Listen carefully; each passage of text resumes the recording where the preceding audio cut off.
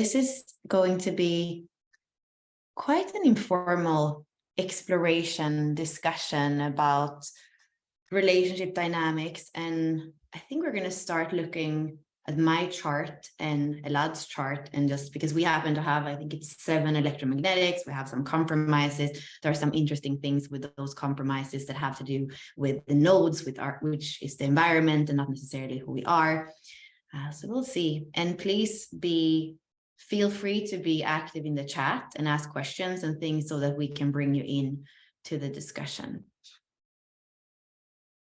Oh, that's funny. Your internet connection is funny. It looks like very shaky for me.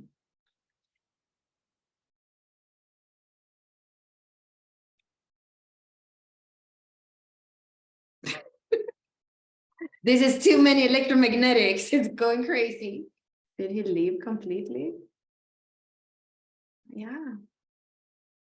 You know, this is something for me. I was just seeing that my ex from years ago, when I was engaged, like 12 years ago, he just moved to New York and we lived in Philadelphia, New York together. So it seems like kind of life brought us both back to the East Coast of the US again, and we are both European.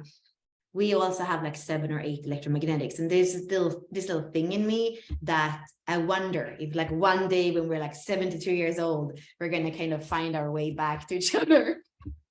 Just because mechanics really speak. And I think that it's sometimes, how I often say we're not slaves for the program, but I do also believe that we need to respect the program. And for example, when it comes to, even my dog was a cross of contagion. So he was a cross of contagion. I had like 3 major relationships like for years before I even knew about human design, and they happened to be cross of contagion, which is the 8 and the 14, the 30 and the 29. And I have the 2 and the 1, the 7 and the 13 in my activation sequence. So basically, in the activation sequence, you have 3 electromagnetics. So things like that. It's just super powerful with I feel that in the bigger scheme, I feel more free of the program. And then in relationship dynamics, I really understand the power of what, the attraction that's there between us. Oh, now it did look better for a little while. Yeah, so maybe let me know if you have, if in your current relationship or your last relationship, if you're single, do you have a lot of electromagnetics? Do you know if you have you looked at the composite chart or the connection chart? Can you hear me now? Oh, now I think Elad is speaking. Can you hear me okay? Now I can hear you, but I can't see you. I had to change rooms because I didn't have a good enough internet connection apparently. I have like really bad lighting in here. I like what you did. Outdoors would have been good, but it's raining today.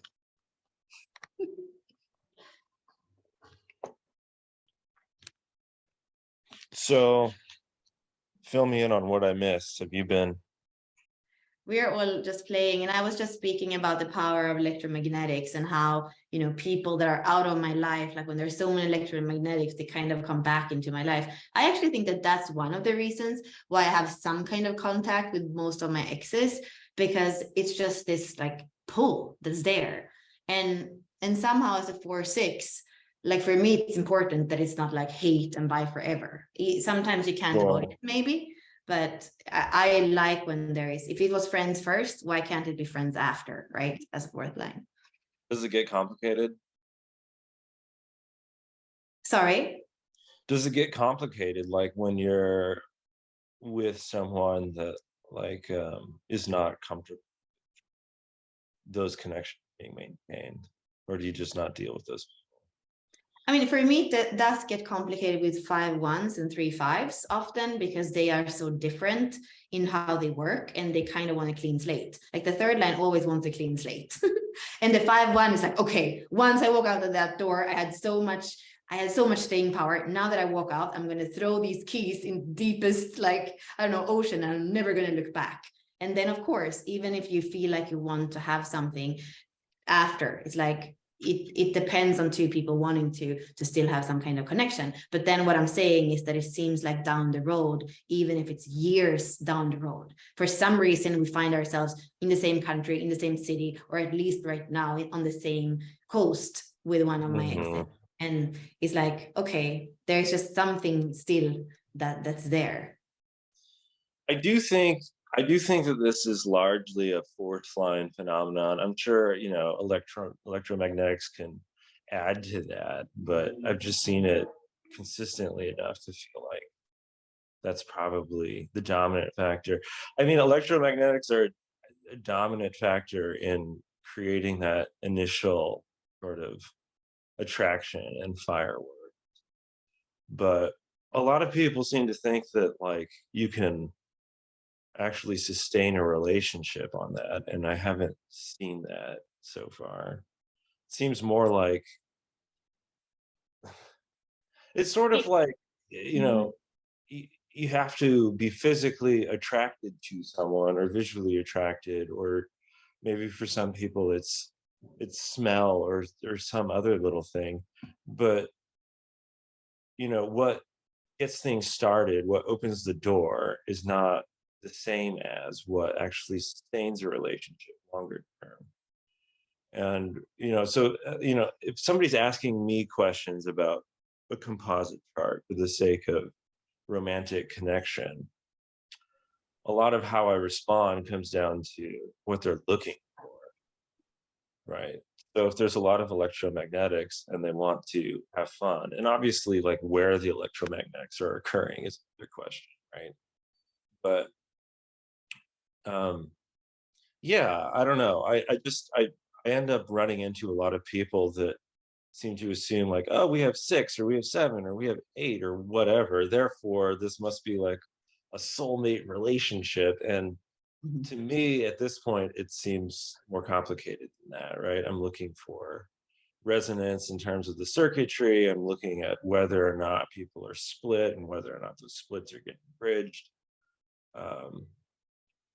And you know, also just like where people are at in terms of their self-evaluation and their evaluation of someone else. In fact, at this point, when I'm meeting someone, I usually try not to look at charts because I went through, as you know, sort of a long, some might call it obsessive phase with studying Ra's work in human design. And at some point, it becomes an obsession just looking at everyone's chart that you can get. At least, you know, maybe that doesn't happen to everyone, but I think for most people that really want to end up like practicing human design, that happens at some point. And at this point, at least like these last few years, I've kind of made it a point to like not ask people I might be interested in for their birth information, like at least for a month or whatever, until it feels like, I don't know, and until it feels like I've had a chance to meet someone and respond and sort of feel out what my emotional response is to someone without having looked at a chart. Because for me, it's just very easy to kick into this sort of analytical mode where my mind is trying to figure out everything, whether or not it's a good fit and whether it can last and all of this stuff. And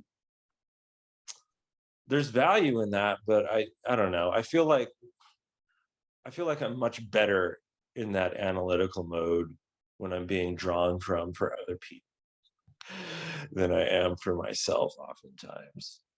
I don't know if you can relate.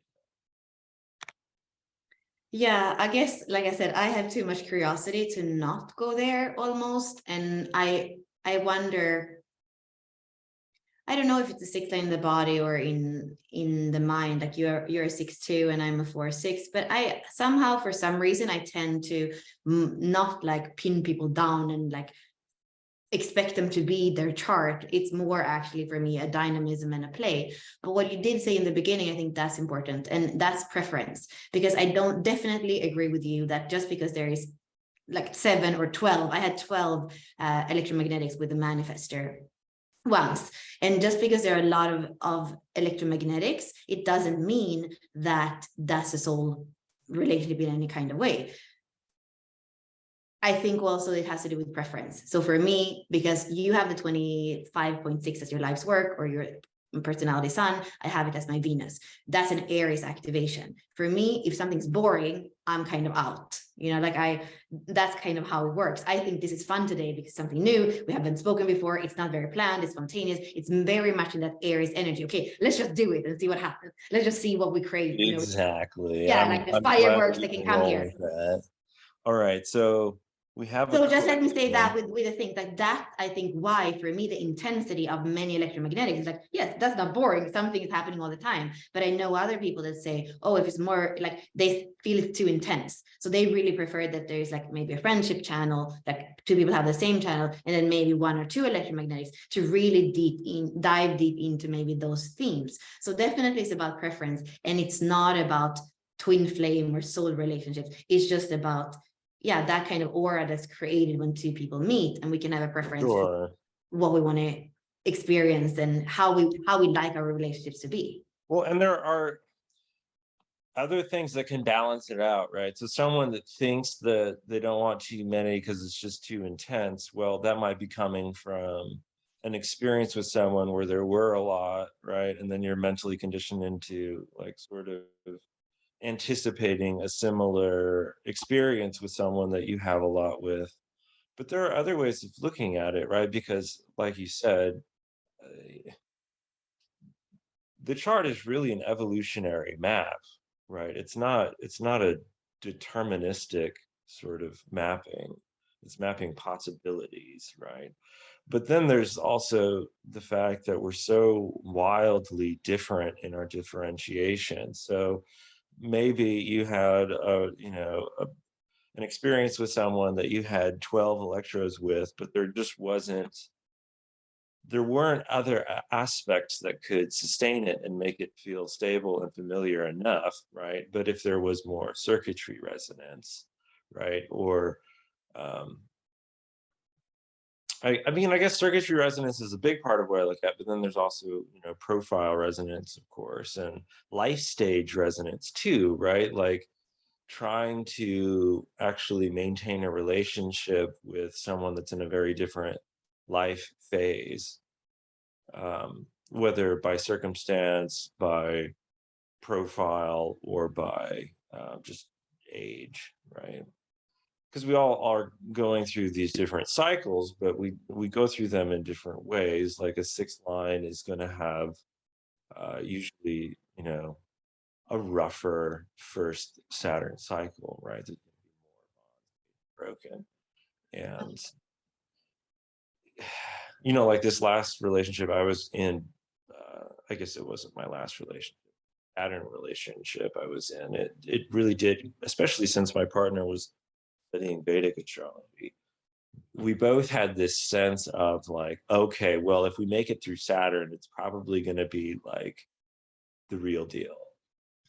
And if we don't, then, and I think Saturn can serve that kind of purpose in a lot of cases for a lot of people, but it does seem to have uh, a stronger impact on sign profile. Meaning, um, everyone seems to like notice Saturn, but if you're a sixth line being, it's more than noticing usually. Now, at least for those with sixth line at the personality level, but let's hear from Bella in terms of whether she noticed it in the process, or whether it was more of like a hindsight realization of like, oh yeah, I guess I really am on the roof now. Yeah, I don't think I ever really went on the roof until the pandemic. And then a lot changed for me. And I was over 30 at that point. But that fourth line kind of kept nudging me. And also, we have been speaking about the splits a little bit. Like when you have splits, that's also being around people, finding the other, whether that's conscious or unconscious, is bridging our split. So for me, it was super valuable to be able to spend so much time alone with my very open, both in the ego and my solar plexus. And then that's where somehow something started to ground in me. That then, I mean, for me, is that phase of discernment between 30 and 50 for the sixth line. But I feel a lot here. I'm going to share your in my chart because some of the people Sure. we are over 25, so some people might be new. So I just want to show you some of like the concepts that we have been throwing out at you. So we have been speaking loads about electromagnetic channels. What are electromagnetic channels? That's when one person's hanging gate meets the other person's hanging gates. So for example, here, Elad, which is everything that's blue in this chart, has the 30, and I'm everything that's orange in this chart. I have the 41. So when my hanging 41 meets his hanging 30, that becomes an electromagnetic channel. The fun one. You've probably been through 64 material ways, yeah? Yeah, the Ross course on that. Yeah. Mm-hmm. Let me sell you a fantasy. Especially when it's pointed at an open source, right? Mm-hmm. Sell you something you can't get to. That always keeps you a customer. He's so funny in that course. And who, like, I'm perfectly designed to be suckered by that, but you know, I've been suckered by it so many times. At what point do you start laughing at it, right? Yeah. So So I mean, I guess I'm just letting people in, like, in human design, especially in Ra's presentation of human design, there's this often this assumption, because of how permeated so much of the introductory material is with talking about the not self themes of the open centers, that there can be a tendency to think that they're just all bad, right? But they're really, you know, we talked about how this is dynamic, this is in flux, these are evolutionary maps, and those open centers, they're going through a process of deconditioning and healing, and they're ultimately evolving into places of real wisdom. And in terms of how we navigate the material plane, we can't navigate the material plane without them, right? They're like our doorways for letting in the material plane. And the material plane is governed by the knots, right? That's not, we don't have to get moralistic about things work, right? So we all have like these different doorways through the open centers that we connect with and let in the not self world through the material plane. And as long as what we're bringing is, well, potentially helpful in terms of helping bring some awareness to how things are working, how they got there, becomes irrelevant, right? mm-hmm. I don't know if I'm being clear. That sounded like a,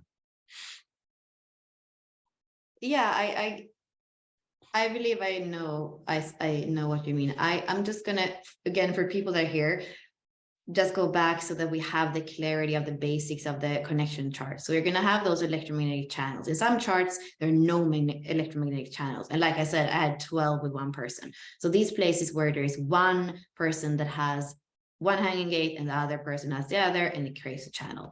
Then we have the compromised channels, and we will speak a little bit more about them too, I believe. And that's when one person has the whole channel. So I have the channel of struggle. You see that it's completely orange, but then Elad, he has the hanging 28. Then I have the whole channel, I have the whole process, I have the whole theme that goes in that defines my my splenic center and my root center.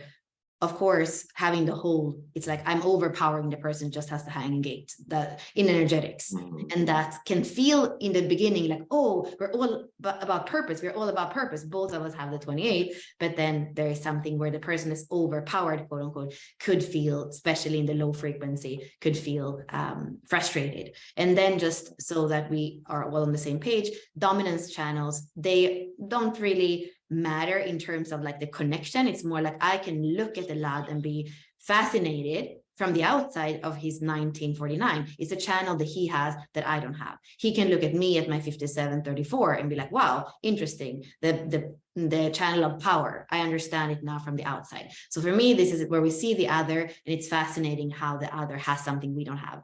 And then companionship channels or friendship channels is when we have the same channel. And this, in this case, we don't have any channel that's the same. We have a lot of electromagnetics that we create channels, but we don't have any channels that are the same from the beginning. And the last thing I want to say, so that you all are on the same page, is when we look at the connection theme. So that's how many centers are filled in and how many are open as we come together. So in our case, I have 4 open centers, Elad has 3 open centers. When we come together with all these electromagnetics, we still have 2 open centers.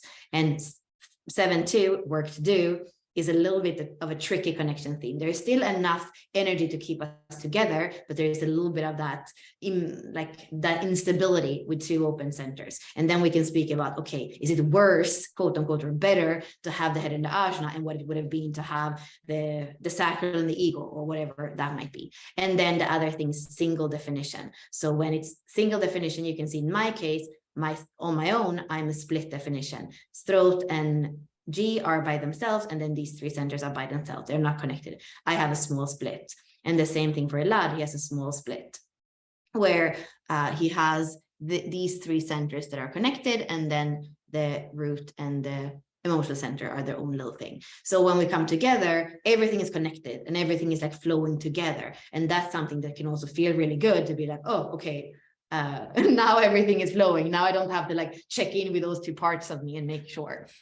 So that's kind of the overview of the connection chart. And I feel like we are open to getting questions. I see there are already a few questions in the Q&A, and we'll just keep talking and weaving your questions. I think I saw, I'm sorry. I saw one question asking for some clarification on electromagnetics, and they do, or excuse me, compromises.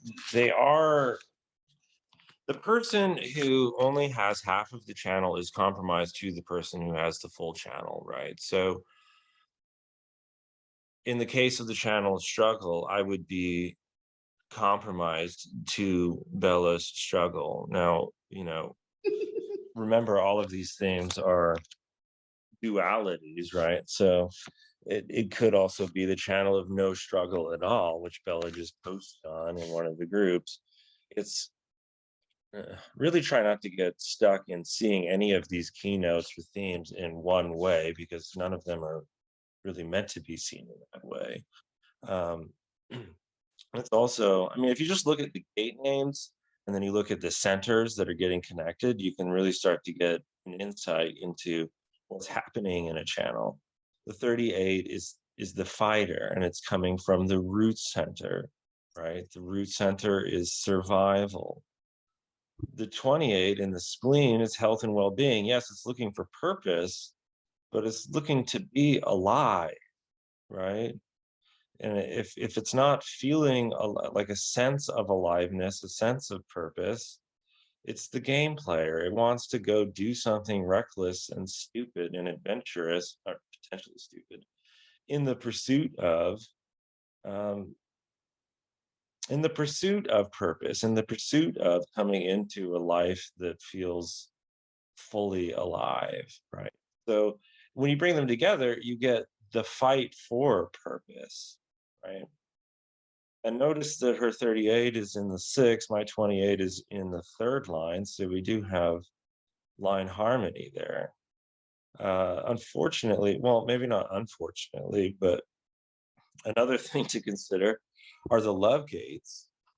When you have, and it's been a little while since I've gone back through this, but if we start doing more of this, I'll definitely go back through all of that stuff out of interest to refresh. But when you have, a gate coming out of an open center like I do, the 28 coming out of an open spleen, connecting to a love gate in a composite, namely the 38 in this case, it can create this phenomenon of feeling like you've found the one. Now, luckily for Bella, I've done this enough times that I'm a little more skeptical when I have that kind of experience at this point. So I don't, just because I have a fluttery feeling about someone doesn't necessarily mean that I really believe that. But I will say that this stuff has been fascinating and deeply healing to learn about in terms of going back through and analyzing previous relationships to see, my God, how mechanical all of this stuff is. I really didn't like the language of, I guess, mechanics and speaking of all of these things as mechanisms when I first started listening to Rob. But then when I started seeing how accurate it was really shocking and um, in a way liberating too. I don't know what your experience has been like, Bella, but Yeah, definitely. That's what I said in the beginning, that it's stronger for me than when I look at the themes of the whole wheel and the godheads. And yes, of course, we are kind of slaves, quote unquote, under the program, or because the gene pool has to continue. And I feel that the way I live, somehow I've been able to step out a bit from that program and look at it. And then what I was saying when it comes to relationship, that's where still, it's kind of closer to you. And that's where it's more powerful. And that's where I'm not sometimes feeling as free. For good and for bad, because I also feel that in that there's no other way than growing and learning and falling and stumbling sometimes and then get up. And definitely, like, the mechanics are definitely powerful. And I think partly when I feel, oh, I didn't get married early and live in one relationship with like one husband and kids, I do believe that my journey is a lot like merging with different people in deep relationships and understanding what it just is to live in this matrix with all these different beautiful expressions of what it is to be human. wait, So so do you want kids? I didn't quite catch that. I don't necessarily, I'd never felt like that was my purpose, but I also never decided I wouldn't. So I'm just saying that sometimes when I think back on the last 10 years, I'm like, oh, wow, what I learned. And I'm not saying the motherhood you wouldn't learn, but I do say that there's a fascination for all the different kinds of people from different cultures in different ages. Like I've had the opportunity to have so many rich relationships, and some relationships have been shorter, but usually, I guess, as a fourth line as well, like I never, for me, a one night stand is not interesting where I don't even get to know the person. It's always, even if it's relatively short, there's always a depth and a feeling of like getting to know that person on a deep level in some way. Yeah. So to bring it back and expand on some of the things we've touched on, we don't have companionship channels, which are, that is the kind of theme that could obviously balance relationship dynamics out for someone that's concerned about um, electromagnetics and sort of the intensity that it can bring. We do have a lot of resonance in terms of the circuitry. We're both mostly individual in terms of our definition. And I think that can create a very similar kind of phenomenon to the companionship. It's not quite the same, but there's still that resonance. And then there's the 6-line resonance in terms of profile as well. Mm-hmm. There are people asking us about the letters in front of the channel. So this has to do with the lines. So for example, now Elad was saying we have a resonance because it's a 6-2 profile with a 4-6 profile, and we have that 6 line is actually like the same line. But when we look at the R and the H and the D, I believe it's harmonic, resonant, or dissonant. So for example, second line and a third line, that would be dissonance. First line and a first and a fourth line, it's first line in the first trigram, the first line in the second trigram, that would be a resonant, that would be harmonic. And then the R, is that when it's the same, Elad, or what's the difference between harmonic and resonance in terms harmonic is the 1 to the 4, the 2 to the 5, the 3 to the 6. Resonance is the same in terms of Ross. Yeah, let's look here. So perfected form 57. 57 in a forest line, and then the 10.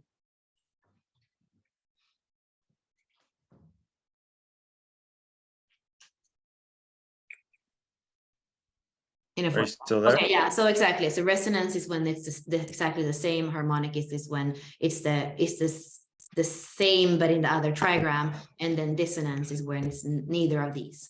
I don't necessarily go and I'm like, oh no, okay, so because we don't have like the same line, or we don't have a harmonic line, then okay, then let's not, then this electromagnetic is not important. I don't go to that level. I know some analysts that will go, and like there are some kind of formulas where they're saying, oh, if you have something your emotional center, you only go if it's not a line resonance or a line harmonic, it doesn't even play out. I wouldn't be that detailed in saying, oh no, if it's not the right line, then it doesn't play in. I don't know how do you look, how detailed do you look at these things, Elad? Um, it kind of depends. And initially, not as much. Initially, I try to encourage people to really just trust their own authority in terms of navigating whether or not to further explore something. Someone's been with someone for a longer period of time, and maybe they're doing their own self-study and they have a question about that kind of detail, I might go into it. Or if they say something that really sort of highlights the nature of what that is. Mm-hmm. Um, but in terms of getting line harmony and resonance, it does seem to make a difference in terms of just making it easier to handle, right? But in our case, the connection to the locate wouldn't even really be where I would start in terms of exploring that. Really, it's the bridging of the splits, right? I have a split that's getting bridged. There's just, especially for the simple split, meaning you only have one split in your chart, there's way more energy, capacity to endure whatever the nature of that compromise is, right? And the 3828, even though it's a compromise theme, it is a part of how that bridge happens in this composite. It Mm-hmm. gets up to connects the root to the spleen, and then the spleen through the 57 to the 10 is what bridges all of it. Because I have the 1949 that's split off, and then Bella has the 731 split off. Mm-hmm. So all of that is getting bridged through that 57.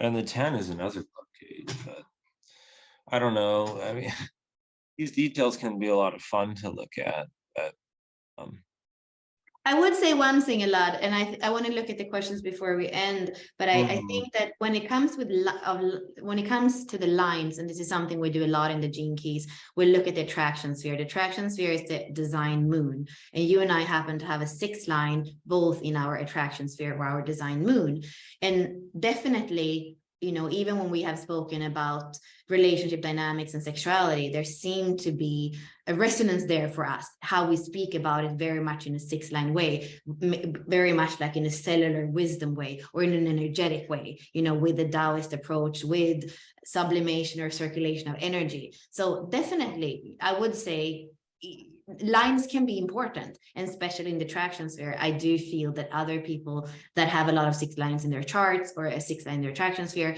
that there is this kind of common understanding or perspective. So yeah, like you say, it can be important. It's not necessarily always super important, but there's a chemistry when line comes together, and that chemistry can be harmonic, or it can be kind of not that harmonic. maybe it's we haven't talked about the variable yet and what it's like to be on the right, which we both are in terms of the personality variable. But for me, when it comes to this stuff, as I've mentioned, but also with things like transit charts, um, I'm usually looking at stuff in hindsight. Like there was a time where I was following all of the transits very religiously, and then I just got to this point where it didn't really feel correct for me anymore. And at this point, when I feel like I'm noticing something very different, very out of the ordinary, or just something I'm curious about that I sense is probably connected to the transits or is connected to someone that I've been interacting with, then I'll look at the relevant charts, and I find that incredibly revealing. I just don't have this obsession with trying to figure things out beforehand, whether it's with composite charts or transit chart like I used to.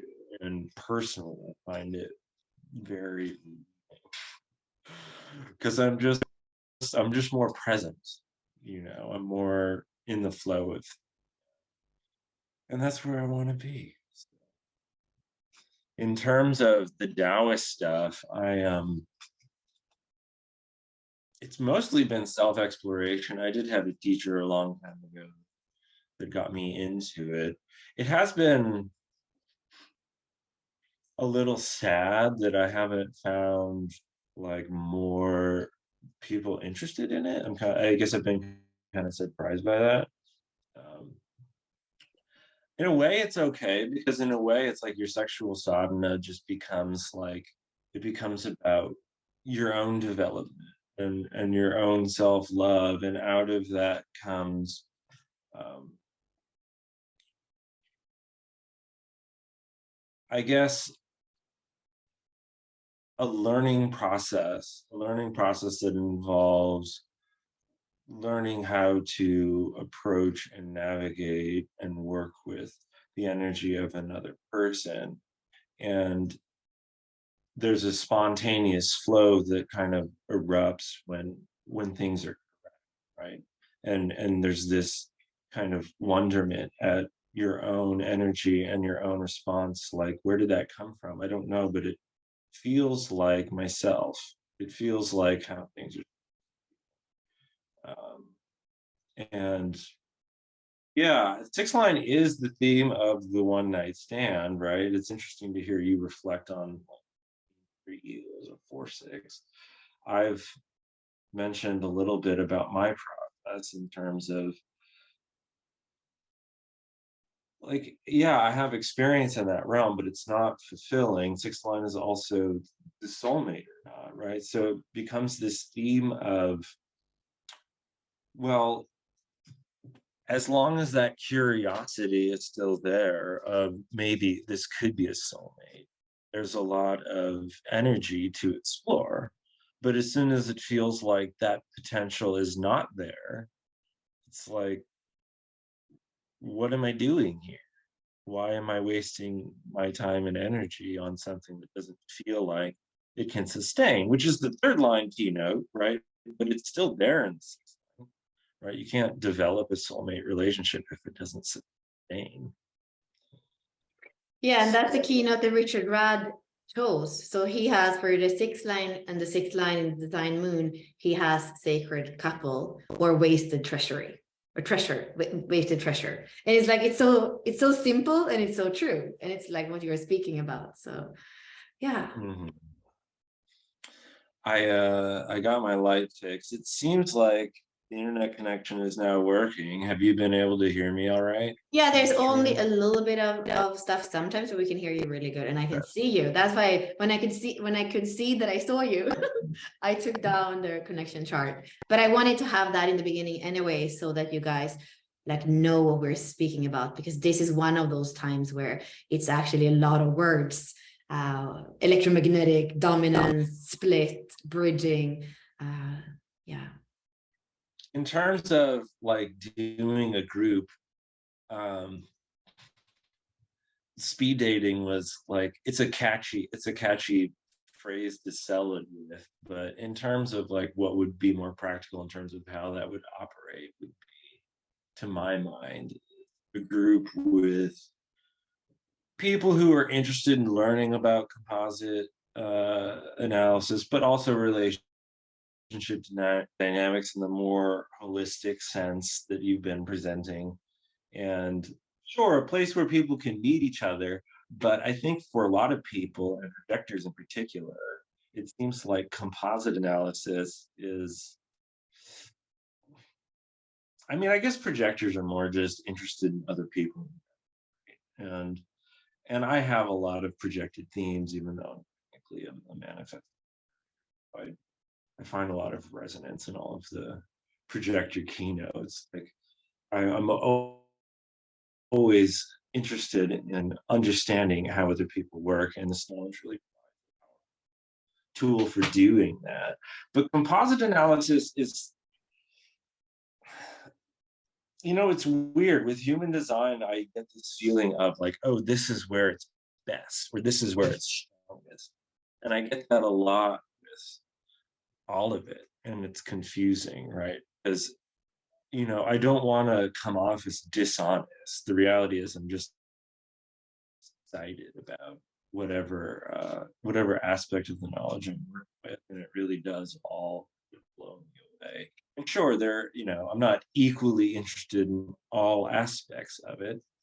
Individual design, composite analysis, primary health, career analysis. Career with purpose is really more my focus, because I've just met too many people that come to me for readings that have more than enough and still are deeply unhappy in their lives. And when are we going to talk about like what that really means, right? But I really do feel like composite analysis has been underutilized within the human community. What's your sense, Bella? I mean, I guess first people are interested in themselves. That's just the thing. Let me understand me, because how can I be in relationship if I don't know me? And I think that's the place to start. And that's what you're saying when it comes to sexuality. Like, okay, let me understand how to circulate my own energy. Let me understand my own sexual integrity before I start to go to somebody else. So I do feel like that's part of the discovery journey. And I do feel, unfortunately, that a lot of people are kind of stopping at a place where we're not even understanding that everything, like you say, it's dynamic and it's fluid, and it's not just that you have 26 activation and that's the only thing that plays, because there are transits, there are other people. Even you are saying, oh, Bella, I can see your Chiron, it's actually another electromagnetics with my 43. Yeah, my mind will go there too. And that's why more and more I'm bringing evolutionary astrology for that evolutionary aspect, for the soul that is navigating all this through our personality, through our body, through being here. So I do believe the place to start is to bodygraphing yourself. And that's why I even say gene keys without human design is like a table with not all legs really stable. You need to have the matrix. You need to see the bodygraph. You need to understand how the energy is moving. All your definition is where you're, simply said, touching the world. All the openness, like you were saying in the beginning, is not necessarily a problem, is where you're a student, is where you're taking energy. You don't want to be a sponge, you want to be a filter. And if you understand what it is that comes through you, then you're going to become really wise. So starting with all that, I do believe that the gene keys for the hero's journey is super helpful. And to see that we're not just shadow or gift or this or that, we're a spectrum of so much. And then if all that kind of is, if you are in acceptance of all this, yes, then I believe that it can be the time to start and become interested in you and the other. But again, like we said in the beginning, just becoming more interested in analyzing the other than actually walking your own truth and integrity, well, no, then it's another distraction that takes you away from actually embodying your truth and being in your true self. So that's kind of how I look at it. So one of my questions for you was about your healing journey with the open solar plexus. You had mentioned something about it before. I was just curious to hear more about that and how you approach working with the open solar plexus as well. Because I imagine as a sixth line being, your own journey is directly feeding into how you work with others in a pretty direct way. You understand that, like, okay, this person isn't me, but in terms of that resource of experience and the wisdom that can come from it, it seems like it's my starting point for how I find a way to approach working with people, and for you as well. Mhm. I mean, spontaneously, when I hear you, what comes to me is that the filter for me, even with the open emotion center, the filter somehow is my Jupiter and my moon in the 28th, because it's all about that purpose. And for me, a lot of my going down to the depth of despair, it was existential despair. It wasn't even emotional despair somehow. Like when all that was, when everything that wasn't mine was gone, there was still a deep work to do that had to do with purpose. And somehow I do believe with the mutation that's happening in the solar plexus center, whether you're emotional in authority or not, I do feel like we are in a time where instead of having the emotions pulling us away from the G, from the heart, from the direction, from who we are, kind of distraction there, it's about being able to kind of feel what is love, what is universal, and what's the weather. And I feel that somehow when I speak with somebody, because I have nothing there, I can also help see the layers of what's the weather and what's you. And that doesn't mean that I don't appreciate emotionality. That doesn't mean that that's not the color of life, the spice of life, and that an emotional authority has so much richness of that. But still, as we're going into six-line reality, as we're going into things that are going to fall apart, and we needing to have that individual stability in the cross of the sleeping phoenix, I think it's important to understand what is the weather and what is the true self.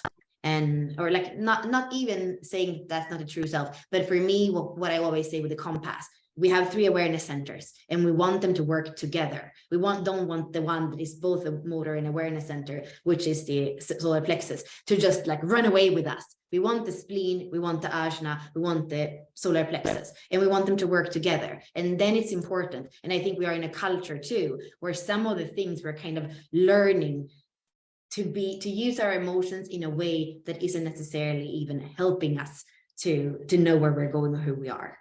So that's part of like the clarification process, I believe. Very cool. So I messaged you about a few things. It sounded like you might be interested in talking about them. Can we go there now, or did you have something else you wanted to hit? No, let's bring in a bit of that. Yeah. Okay.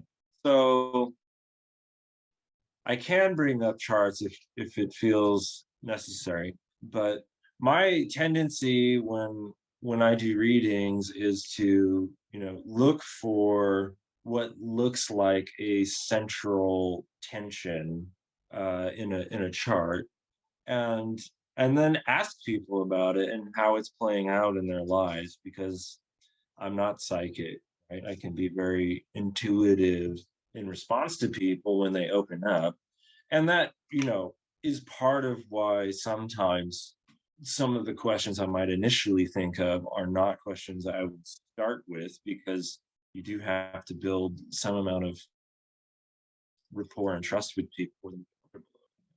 Um, but in your case, Bella, we have the 4-6, and then we have the open ego, open solar plexus, which, as I've informed you, Randy, my teacher in human design, always joked was a combination of cheating. And when we listen to Ra's keynoting, or I don't know if it's keynoting in this case, but Ra has this mantra for the fourth: and never leave your lover until you have another lover, never leave your job until you have another job. And he's not poking fun, at least as far as I can gather. He's not trying to say that that's not self-esteem. He's saying that that's what's correct for the line. And as I've told you, I've never really liked that, because of, maybe it's just my own design, I don't know. I'm very individual in my design. I'm very six-liney in my design. And my tendency has always been to take pretty substantial breaks after relationships. I might go through like a period of rebound, but I'm very clear within myself when that's happening, that that I'm not necessarily like looking for a relationship. I'm mostly just like trying to um, take a break from the, I guess, difficulty and trauma that can sometimes come out of broken relationships. Um, and and for me, that period of aloneness has always been so key to my healing process. Um, and yeah, I really feel like an alien in this world sometimes. I mean, I'm living in Hollywood now. And, I've always had kind of a fun personality. I like going out, I like dancing and doing silly stuff. But in terms of like this culture of um, always looking for the next lover, it's, it seems like, and I wonder how much of this comes back to the fact that the fourth line is in resonant or in harmony with our current first world or first line global theme, which is coming to an end in 4 years now. That's another point to ponder, right? But in terms of your process, you know, this, all of this, the 4-6, open ego, open solar plexus, in combination with the split definition, which is the mechanic that is the primary driver for monogamy. And it's really the primary driver for relationships as we know them, meaning, you know, single definitions and triple splits, they wouldn't end up in monogamous relationships without the split definition phenomenon and the sort of pressure it can create for, well, you could call it monogamy if you want it to be boring. I like to think of it more as like a sort of sacred container.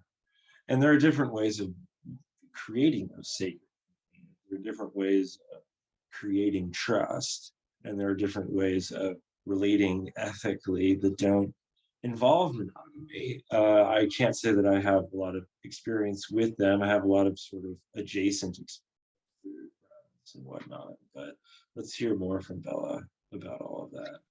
Would you just make clear for people to listen? You know, you said the drive, the combination that's driving like cheating, and then you said like the combination that is monogamy. Like, could you just like speak about these two so that people understand what is what in terms of mechanics and what Randy was saying? The definition is when we have these two areas, different areas of definition in the chart. So for Bella, she has the 3457, which is connected with the 2838, right? All of that definition gets connected through the theme. And then she has this channel of logical leadership that the 10th gate in my chart bridges, right? So that's phenomenon of bridging the split. I have the 1949 that's cut off, right? And it's, you know, my connection is coming through that more roundabout connection as well, getting up to the G.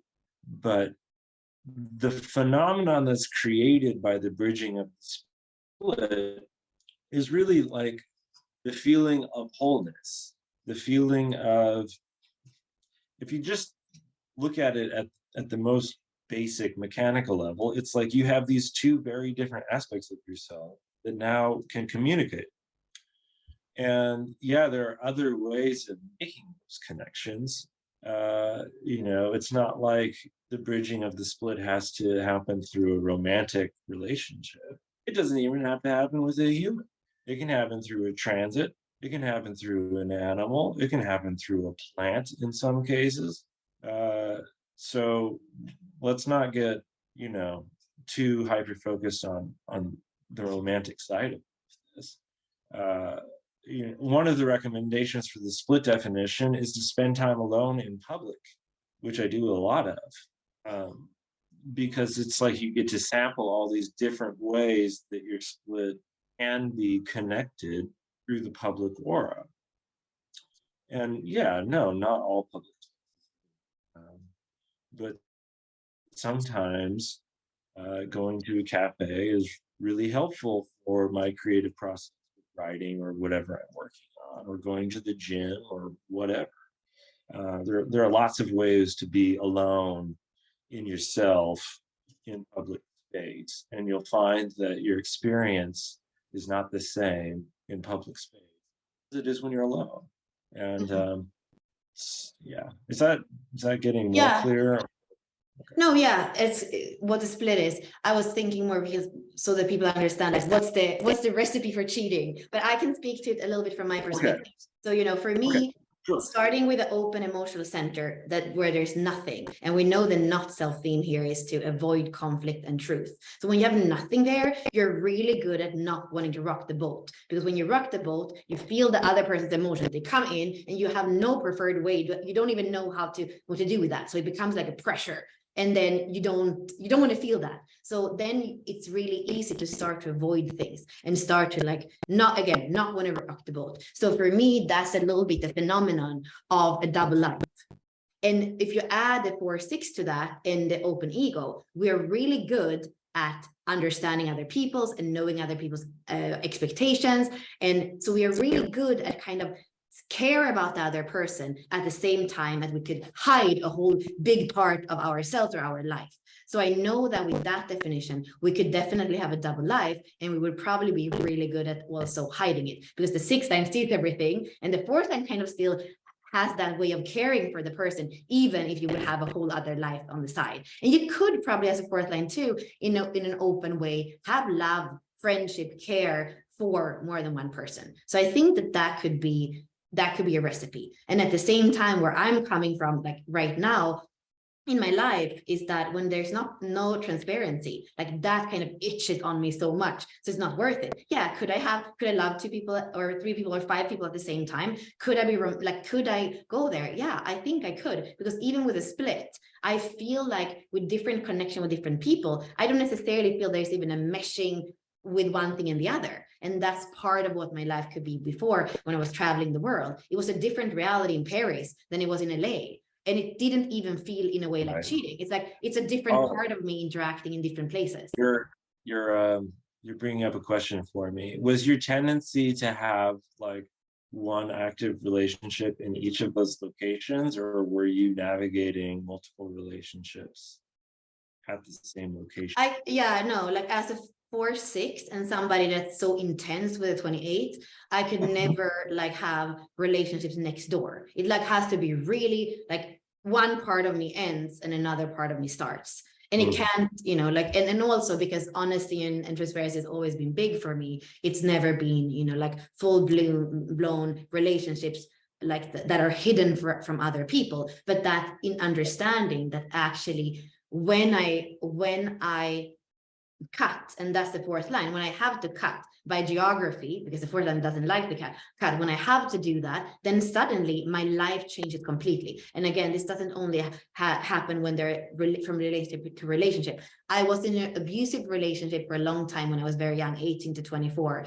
And I remember a few times when I ended it, and already the next day, it was like my whole life, my whole reality had changed, because I wasn't in that relationship anymore. So I do believe that it's important for the 4th line to also dare to cut and see what happens. And the other thing with that I want to say is that for me, it hasn't felt like I have to have another relationship, but as a 4th line, I always like to know the opportunities that are out there. And I usually don't even go, like, I don't go to all the other possible lovers, relationships, jobs, whatever it is. But the fact that when I'm alone, I know that I'm alone by choice, and there are so many other opportunities that I could explore. And like you, as a 6th line, it's very important for me to have cellular space. Sounds funny, but like have that space inside of me before I run like the head first into something else.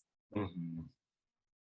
And at this point, I mean, you've talked about sort of how you've navigated it so far. The Uranus opposition is another major turning point. Like I often joke and call it the midlife crisis chart. Uh, and I didn't pull up your chart, but you're probably getting close. Well, It's it's usually 4 years. 42 to 4 44. years. Yours is at 44? Mhm. Okay. So maybe not quite close enough to really feel it yet. With that kind of chart, it's probably 3.5 years before, 3.5 years after. But I mean, I guess I'll ask you anyway, since I led up to it. Like, longer term, are you feeling like that's kind of how you want to continue your journey with changing locations and changing relationships, but sort of like keeping opportunities open as you move through that kind of flow, that kind of trip, whatever you want to call it? No, I think the pandemic, I don't think it would have necessarily stopped. I said that in the beginning too. I don't feel like I went up on the roof. I continued because of that curiosity and that need to discover more and more and more in all senses of life. And then the pandemic happened and I trusted my Australian authority. Like there was nothing in me that wanted to move. And I happened to be here in Miami and there's nothing. And my mom was asking me, people like family, of course, back in Europe, people that knew that I have been living in LA as well. People were asking me, like, why there? Like, who do you have there? I'm like, I don't have anyone. Like, there's just no part of me that wants to move. And it was so good for me because I was able to clear out so much in that emotional center and start to feel the sweetness of my own emotions. And I could never even dream of emotions being sweet. I just thought they were like these monsters that I was trying, like other people's emotions, like they just were so overwhelming growing up with both parents that are emotional and kind of, and as an only child in the sixth line, they were treating me as a grown up, like being mature as a grown up from I was 3 years old. So for me to kind of have to step into those big shoes and there and deal with all these emotions. And then I was alone and I could feel the sweetness of that. And again, the space. And I feel you're speaking about space for the sixth line, for the first line, for like so many, for all of us, I think this space with ourselves is so important. And then also when I had felt my own emotions, it also made me more courageous in stepping in with emotional authorities, because before I could see in relationships that I had chosen everybody almost with open emotional or even wide open emotional, because it was like I didn't want to feel any definition from anyone there because it was scary. And now after I can see in friendships and people around me, I appreciate that. And there's a warmth and I can feel safe with emotional people. So it definitely shifted. And that's, yeah. And I think that it's also courageous to not have always another life a flight away. And that's what the pandemic took away from me. I cannot just take a flight. And that was easy, like, yeah, of course you are courageous. Of course you're dynamic. Of course you're free, because tomorrow you could just go back to your apartment in LA or in Stockholm or this and that. And in some ways, it's to play it safe. It looked like it was super courageous, but an independent, but somehow it's more courageous to stay in one place and face everything that's there and with one person. And being in a relationship since then as well, it's like, okay, how many times have I thought, okay, I'm going to leave, and how many times have I stayed and worked through it? Like that's a whole different kind of maturing as well. And that's why the Venus work, again, that's what I promote, that wholeness of being able to stay with what is and finding the purpose with what is, and understanding when is the right time to cut, not cut out of reaction, not cut out of habit. Like when is the cycle over? Like how do we know from our true self when the cycle is over? That's a tricky one for us, whatever aura type or authority we have, I believe. Sell me on Miami. With it too, yeah, right. I mean, for me, Why, there's just why do you think one thing you here. I resonate think, with yeah, I know a few things. Completely open emotional center, completely open ego, six-line body, six-line in many other places as well. I walk somewhere and I can feel the weight of history, culture, everybody who walked in Rome on those like thousands of years that people have walked there. I can feel that in my cells. When I come here, it's like I don't feel that because there is no culture, there is nothing. And I have the ocean 1 minute away. Like I'm looking at the ocean as I'm sitting here. So for me, it was that taking away so much. So again, I can find more space in being me. And that's part of, like I speak with my mom on the phone almost every day, but I have half sisters and brothers that haven't been in my life. My dad died last year. So somehow there's just a freedom that's here, but a freedom where I don't have to run away, because I do face my life every way. But more than anything, with somebody was mentioning the soul fractals. Like, I believe that for some reason, this is where this has felt right until now. But again, like, I'm not saying this is the place forever. I'm trusting where I am right now. And I'm also open for the cues, the attractions, the things that could move me from here. It does kind of feel like we're entering into a new world, right? Where things are being unsettled and becoming more unpredictable, in a way more exciting, in a way more scary. And in a way, I think it just seems sensible and wise to sort of prepare ourselves, at least internally, if not also externally, to be ready to adapt to changing circumstances, right? It just feels like everything's up in the air right now. We don't even know if we're going to have a country 5 years from now. And I'm open to that. It's like we got to do the best with whatever we're dealt. And I look around the world and it seems equally crazy pretty much everywhere else. So I'm okay staying here for now. I like California. I don't like it nearly as much as I used to. So I'm curious to see what Florida is going to be like. I'm making my first trip coming up, as I've told you. So, yeah, it'll be cool to see Miami and the rest of Florida. I don't know how much I'll get to see, but I'm going to see it. And And for me, it's funny because I have cold in my determination, so my PHS, but I have never resonated with cold climate. And I think, as somebody who grew up in Sweden, there were way too many cold winters. So part of also where I feel myself and where I feel relaxed is when there is summer all year round. So that's been something, just to listen to my body. And in Sweden, I feel like, I don't even want to go out, and how much it is harder to kind of just live spontaneously because of the climate and the long winters. So that's also something to remember settle. that PFS is, I mean, it's speaking, that kind of keynote, it's speaking primarily to your digestive, right? So it's really highlighting that you have the kind of digestive system, you have the kind of metabolizing process that tends to run hot, and therefore it needs colder foods to balance it out. It doesn't mean you can't enjoy warmer weather. And that's a good thing here. Inside you have air conditions, and you can have it whatever temperature you want. In Sweden, it's been super warm the last summers, like 29, 30 degrees Celsius. And then nobody has air conditioning in Sweden. So people are like dying, and it takes a month. If you order a fan from somewhere, it takes a month for you to get it. So somehow here, there is that opportunity, or the possibility to kind of decide what kind of temperature you want to have.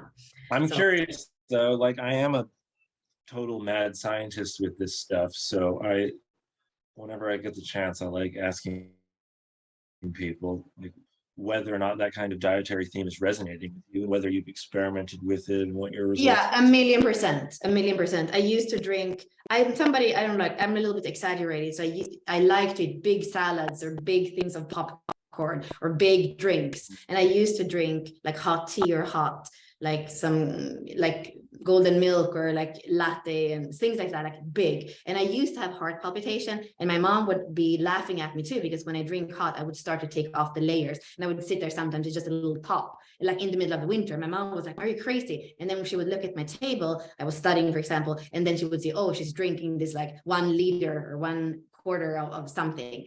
And yeah, as a third line color, you're very like, it's kind of volatile in that sense, like the third line. And when I stopped drinking hot, I stopped having heart palpitation. I stopped being that, like, it for me, it's so important that if I drink warm, I become very warm. But if I drink cold, I don't necessarily right away start to be super cold. So it's just, I feel just way more, again, with receptive brain and receptive mind, when I eat something or drink something that is changing my physiology, whether I'm also eating garlic, for example, like my whole awareness. I can't even think, I can't even know who I am if I eat garlic. It's becoming worse and worse. And that's the thing. I need things that are cooling for my awareness so that I can be here and I can be present. If I mess that up with hot foods or hot spices, it's like I'm not here anymore. You don't get the clear I was me. going to touch on that next. Yeah, no, I'm glad that you touched on that. I was just gonna highlight that it's not just temperature, it's also like spices. Some foods are cooling too, right? Like fruits, salads can be very cooling. So there are other considerations as well, but sounds like you're on the right track with it. I have the nervous thing. You can see me swiveling as I drink. Well, I usually have a lot of drinks around me and I drink all the time. And people are like, oh, Bella, somebody told me, how can you sink so low? Now you're drinking even on your calls? Like, okay, just because it's a wine glass doesn't mean that it's alcohol. And if it was, I like that. I like that you just didn't care. In fact, I thought, yeah, maybe I'll have a drink too. But I'm not really much of a drinker. I'll do it occasionally. Um, yeah, well, I I think, let me just see if there's anything in yeah, the Q&A. been an Yeah, so hour. we had one question about connection charts and soul fractals. And I think we said in the beginning, not necessarily because there are a lot of electromagnetics or special ways. It doesn't necessarily mean soul fractals, but definitely you can feel a wholeness with the other. And even we were saying a little bit about that in the beginning. If one person, for example, has an open spleen, it can be this like feel good sensation with the other, and then it stays just because that open spleen kind of hooks onto the other and has that feel good. So there are definitely And dynamics. can happen with other centers too, right? Like it happens a lot with the emotional center and with the ego as well, right? I think, you sort of describe what can happen if someone with the open solar plex goes through enough negative experiences with emotional people, either because they're out of balance or because of whatever.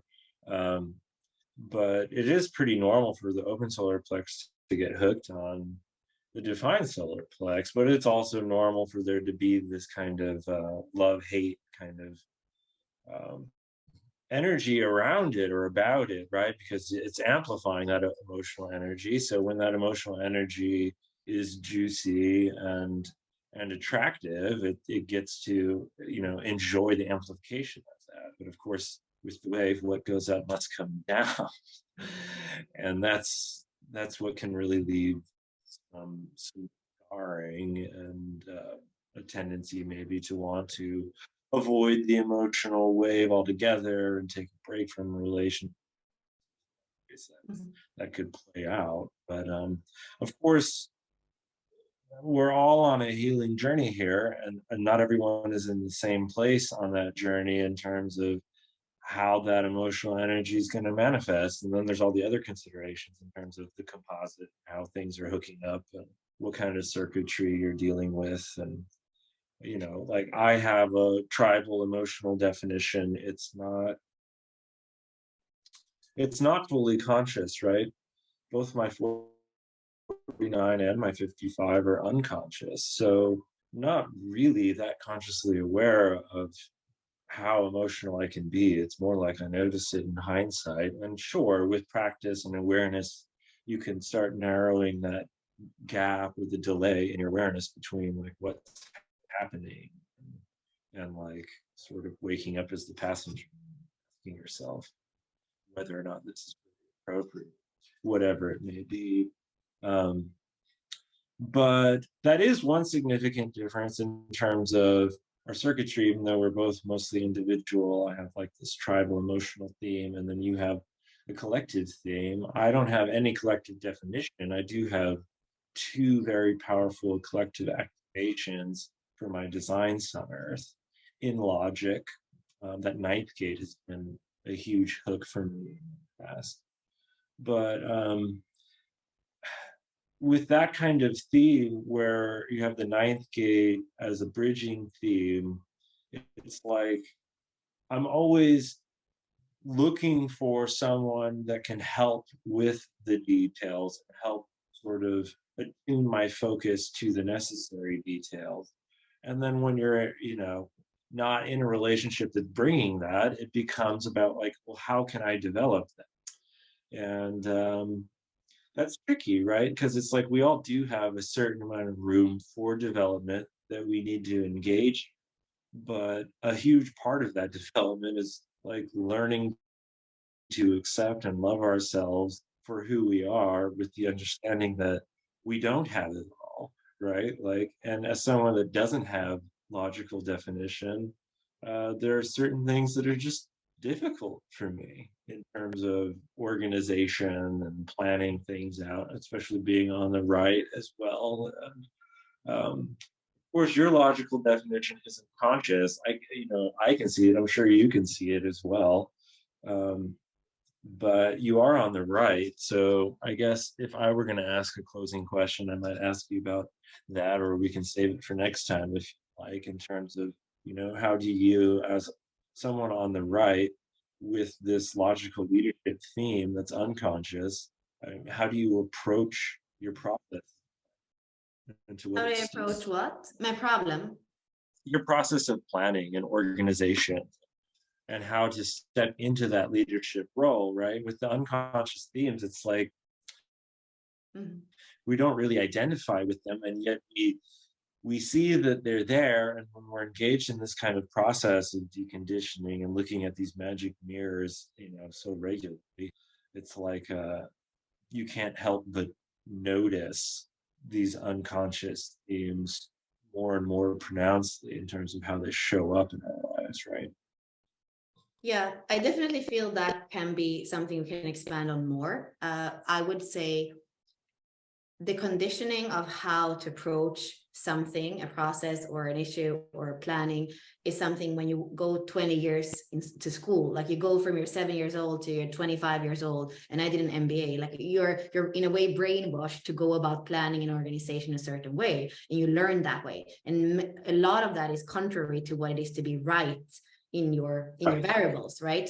So for me, it's more like what it really is has more come through for me in crisis situations, and not necessarily crisis when I'm in crisis, because when I'm in crisis, I go to my 28th and I'm in the existential despair and all that. And that's a beautiful ride in Mhm. itself. But what happens when other people are in crisis? Then I can just step in and I have that logical leadership that just comes from like kind of that role modeling that I don't even know that I have. So that I feel is closer to the truth of that, bringing us somewhere together, in a Yeah, logical kind of step-by-step mode. very cool. So this is our third conversation, our second conversation as of recent. Our first was like in 2019. Exactly. Yeah, in the last time. So what I feel with this, Um, it was really good. It was really good just to kind of like feel through some of this stuff. And my normal, I guess, approach to doing group work is to allow myself to be drawn from. I love doing like more spontaneous analysis, but as you know, the keynote for the right is the well. It's really here to be a resource of awareness and information. And that's probably a huge part of why I do approach readings the way that I do, in terms of finding attention in a chart and then asking about it, uh, to try to open up a space for a conversation. But I let people know that, like, I don't really know how good of an answer I may or may not have for you until I get the right questions. Mhm. Um, and I don't know if you are similar about but yeah, I guess that's another thing I'd be curious about. And you don't need to like fully dive into it now if it's time to go. But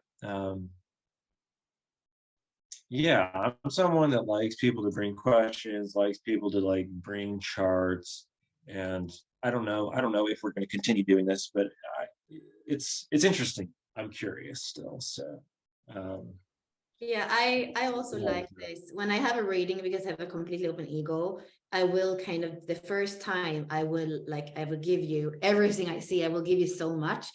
almost out of not self, because I want to give so much value.